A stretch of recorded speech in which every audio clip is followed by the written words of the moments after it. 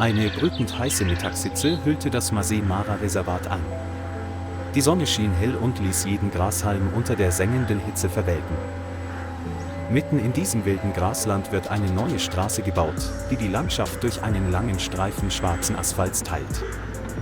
Überall hallten die Geräusche von Baggern, Bulldozern und Metallklirren wider und übertönten das Geräusch des Windes, der durch das dichte Gebüsch fegte.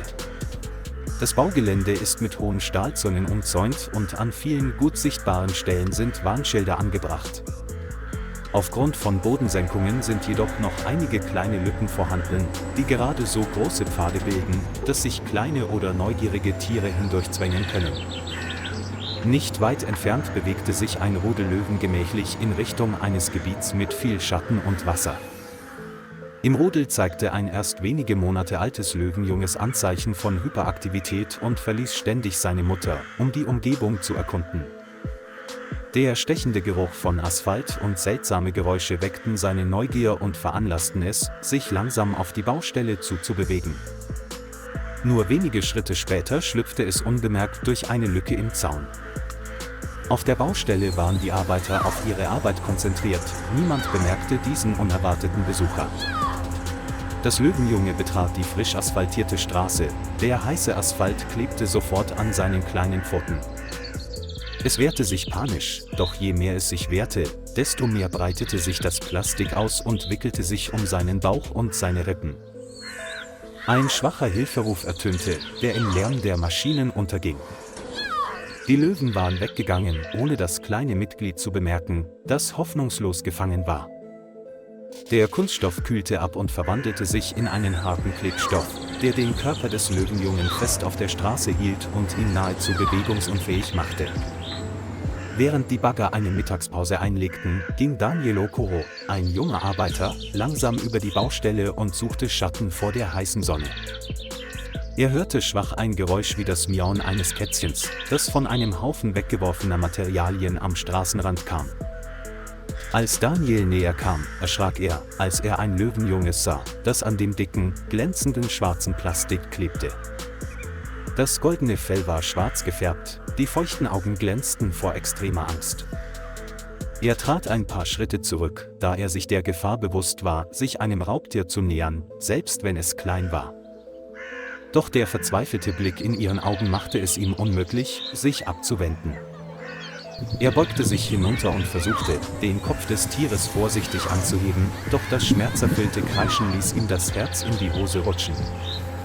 Der Asphalt war so fest, dass jeder Versuch, zu ziehen, nur noch mehr Schmerzen verursachte und ihm Angst machte, weiterzumachen. Als Daniel erkannte, dass er die Situation nicht mehr kontrollieren konnte, holte er sofort sein Telefon heraus und rief die Ranger per Notruf an. Seine Stimme zitterte, war aber eindringlich. Er beschrieb die Situation und den Ort klar und deutlich, sodass sie schnell zur Rettung kommen konnten. Am anderen Ende der Leitung bestätigte der Ranger, dass er in Kürze da sein würde. Er stand da, die Augen auf das kleine Leben gerichtet, das nach Luft schnappte, und sein Herz war erfüllt von Sorge und Hoffnung. Nur etwa eine halbe Stunde später hallte das Geräusch eines Pickup-Motors durch die sengende Hitze der Prärie. Zwei erfahrene Ranger, Samuel Kumalo und David Mukwena, stiegen aus und trugen Eisenkäfige, Schutzausrüstung und spezielle Erste-Hilfe-Sets. Sie schätzten die Situation schnell ein und ihr Blick blieb an dem Löwenjungen hängen, das vor Verzweiflung zitterte. Samuel sprach mit sanfter, beruhigender Stimme, während David sich bewegte, um die Haftung des Kunststoffs zu testen. Da ihnen klar war, dass es zu gefährlich wäre, den Kunststoff vor Ort zu entfernen, beschlossen sie, ihn zur sicheren Entsorgung zur Rangerstation zu bringen. Daniel half dabei, Kopf und Schultern anzuheben, während Samuel den mit Plastik bedeckten Körper vorsichtig in den Käfig hob.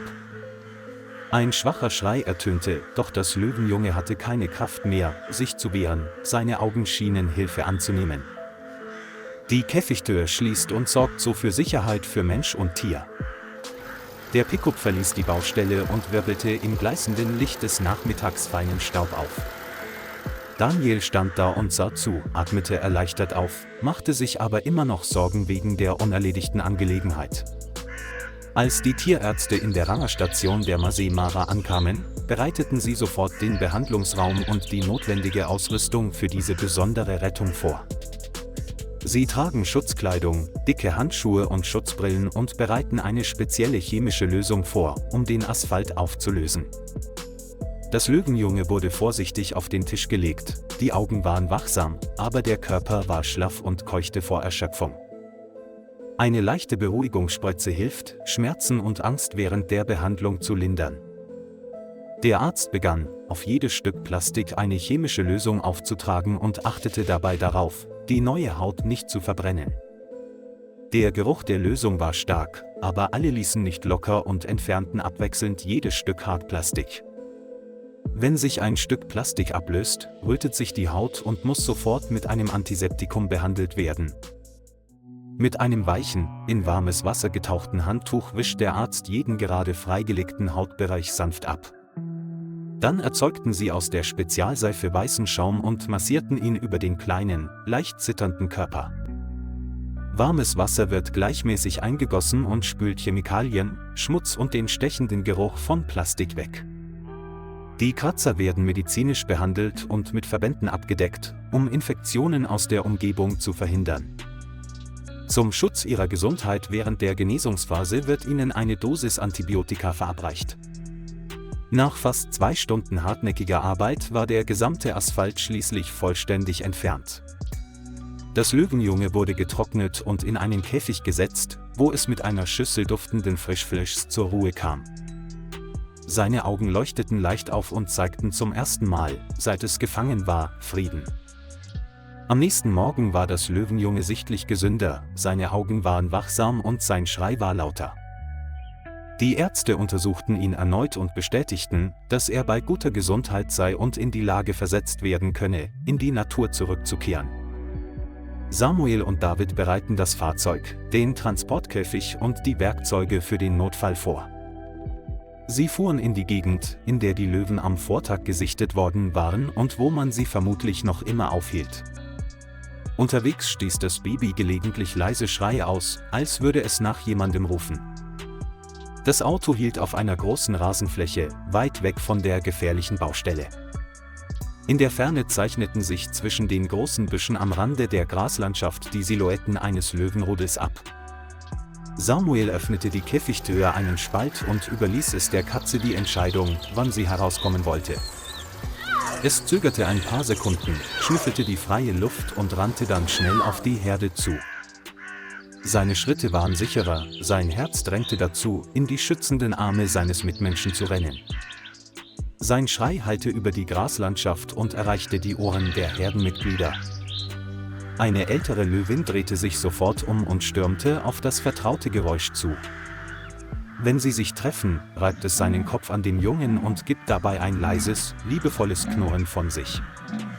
Das Baby antwortete mit einem leisen Quietschen und klammerte sich an das Bein seiner Mutter, als hätte es Angst, sie wieder zu verlieren. Die Löwen blieben für ein paar Minuten stehen, damit Mutter und Jungtiere den Moment der Wiedervereinigung in vollen Zügen genießen konnten. Die Blicke trafen sich, als würden sie eine Geschichte ohne Worte erzählen.